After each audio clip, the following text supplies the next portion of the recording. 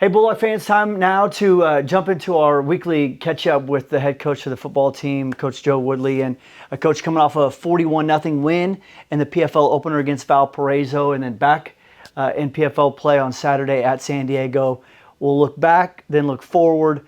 Looking back, took a second to knock some rust off, but once you guys did, it was all downhill from there. Yeah, it was, Michael. You know, the positive was, we probably came out the gates a little slow offensively, but we did enough things to kind of put us in a position at halftime to, I wouldn't say be in firm command, but I felt like we were in control of the game, namely because of how our defense did play really for an entire 60 minutes, maybe a couple plays, and I think they were on the same drive, and we tacked on maybe a face mask penalty in there.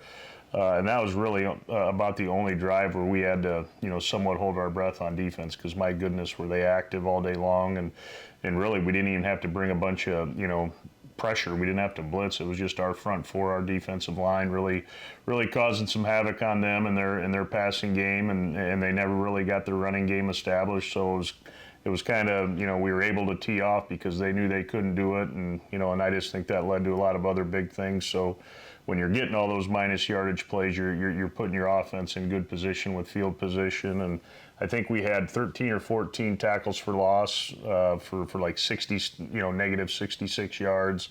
And on the flip side of that, offensively, I think they only had 3 TFLs for like 4 or 5 yards total. So that's a pretty big discrepancy. And when you're doing that, and then of course, the takeaways that we had, we needed a day like that. I guess we had a little bit of that in that Upper Iowa game, but the takeaways that we had in this game all came at a pretty timely manner, namely the first 2. Of course, Ben gets the pick right away after we go 3 and out on the opening series. Our punt isn't very good. They get the ball in the plus 40. I think we got it to 3rd and down. That's when Ben had the pick down there. Huge play, just to get us the ball back, and and then kind of try and get reestablished. And then of course we go into half 13-0. Feel pretty good, but not great. Offense, we needed a spark of some kind, but I knew we were going out on defense first, and we wanted to take the win because it was windy. Mm-hmm. I don't know if you could tell up in the booth, Michael, but it was playing. Yeah, that field goal of Valpo's hit a wall. That was. I've never seen anything like it. Yeah, so I sometimes I probably paid too close attention to the wind, and it might get in my head at times. But I thought it was affecting the game, and I wanted that wind as long as we could.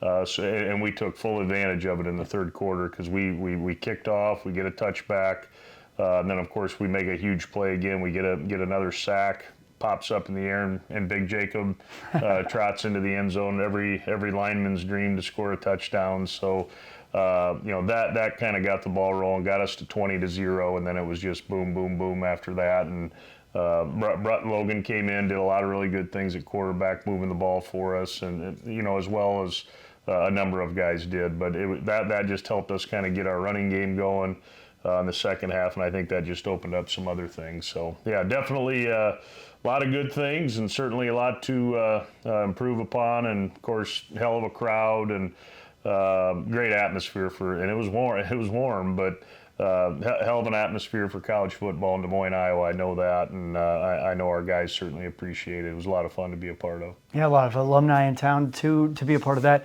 I want to talk a little bit about this defense. I mean, no points allowed, 7 sacks, had a couple big turnovers. Special teams was also key in the win. I was wondering how much nitpicking would happen between you and Adam Cox on that defense, but man, not a lot to zero in on. That's as complete of a game as you'll find. Yeah, and Coach Cox has been on edge now for a couple weeks. You play 2 really tough opponents, 2 really good offenses 2 weeks in a row, and then you have to sit on it for another week with a bye, and you just. But the thing, I kept talking to him about, and I know he kept conveying the message to our defensive guys, like, hey guys, I know we're a good defense. We just got to kind of get out of our own way. And I think that's essentially what we did on Saturday. They just, we eliminated a lot of the things that gave us issues in the games before, namely tackling. I think we might only had two or three missed tackles, and it was really all on about one play early in the game. So I don't want to say we eliminated that, but it was minimized by quite a bit compared to the other two games that prior to this one, and and then the explosive plays, the big plays over the top. Not that we had an abundance of them, but we've had enough of them, to cause maybe a little bit of concern. There was only, I think they had maybe two passes for like 13 yards each. Those were probably the biggest plays that we gave up, and if you're doing that on a consistent basis, you're going to put yourself in pretty good shape. And yeah, so I know certainly the defense feels good about things after that game, but we got to build on it. It's sometimes it's easy to maybe not easy, but you can do it for one game. Well, can you come back and do it again against a team like San Diego, who year in and year out is one of the best teams in this league, and and we've got a heck of a challenge with that. But it was good for our guys to get some confidence to know that they are capable of it. And but yeah, I think we're trending in the right direction. There's a lot of nuance in our defense, and I think our guys are really starting to grasp it a little bit. You mentioned how a lot of people stepped up in the second half, especially offensively, to create momentum in that 41-0 win against Valparaiso. What's really jumped out to me is you got a lot of sophomores doing this, and then on Saturday, a couple true freshmen. Just what can you say about what Nick Herman, Logan Inagawa, and some of these young guys have shown you through 4 games? Yeah, they really have, and Nick's kind of been a work in progress, and of course Logan's he's had substantial playing time to this point, and I thought he gave us a little bit of a spark on Saturday when we brought him into the game in the second half, because he's got a pretty good knack and a pretty good feel for for the quarterback run game stuff that we do, and that really puts some pressure on the defense because you get an extra blocker now, and so somebody's got to win on defense. They can't just go to a side and assume somebody else is going to be there. Somebody's got to basically be a two-gap player, what we call it in football, and and we like those having those options, and Logan did a really good job of that. When you do that, teams start to worry about it a little bit more, and they're keying on that maybe a little bit more so than they should, and some other things kind of open up for you, and it just, like I said, it just kind of unlocked some things. And yeah, so Logan, of course, brought us a spark there, and you mentioned Nick, and we identified pretty early on that Nick was going to be pretty special, just because of he's got legitimate elite speed. He was a 10-800 meters guy in high school, and and it was on display. I think his touchdown run was maybe 27 yards, but he would have been good for 127 yards because he can run, and it was really good to just see him have that opportunity. He had that one, and then I think he had like a jet sweep that he looked pretty good on, and really he had a couple other just tough runs.